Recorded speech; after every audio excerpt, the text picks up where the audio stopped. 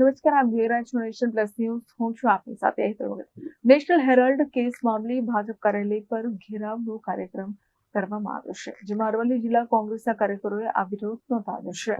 National Herald case મામલે ભાજપ કાર્યાલય પર ઘેરાવનો કાર્યક્રમ કરવામાં આવ્યો છે, જેમાં અરવલ્લી જિલ્લા કોંગ્રેસના કાર્યકરોએ આ વિરોધ નોંધાવ્યો છે. મોડાસા કોંગ્રેસ કાર્યાલયથી ભાજપ કાર્યાલય તરફ કૂચ કરવામાં આવે છે.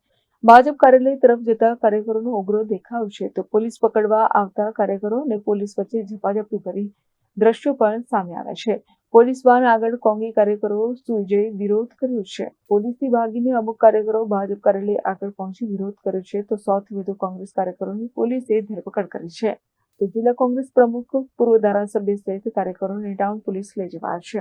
નેશનલ હેરાલ્ડ કેસ મુદ્દે આજે અરવલ્લી જિલ્લા કોંગ્રેસ સમિતિ દ્વારા અરવલ્લી ભાજપ કાર્યાલયના ઘેરાવાનો કાર્યક્રમ રાખવામાં આવ્યો હતો.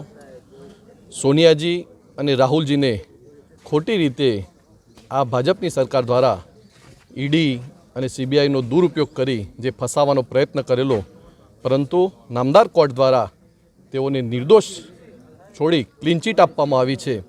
ત્યારે આપણે જોયું કે ભાજપ સરકાર હંમેશા વિરોધ પક્ષના નેતાઓ સાથે ઈડી અને સીબીઆઈનો દુરુપયોગ કરી અને કઈ રીતે આ નેતાઓને ફસાવા એ માટે હંમેશા પ્રયત્ન કરતો હોય છે. પરંતુ લોકો પણ જાણી ગયા છે કે આ ભાજપની સરકાર હંમેશા સીબીઆઈ અને ઈડીનો દુરુપયોગ કરી અને નેતાઓને જે ફસાવાનું કામ કરી રહી છે, વિરોધ પક્ષના નેતાઓને જે ફસાવાનું કામ કરી રહી છે, એમાં નામદાર કોર્ટો પણ હંમેશા સત્યમેવ જયતે ના નારાને ચરિતાર્થ કરતા હોય છે અને જે નિર્દોષ છૂટ્યા એ બદલ અમે આજે દેખાવો કર્યા. મહેન્દ્ર પ્રસાદ, નેશન પ્લસ ન્યૂઝ, અરવલ્લી.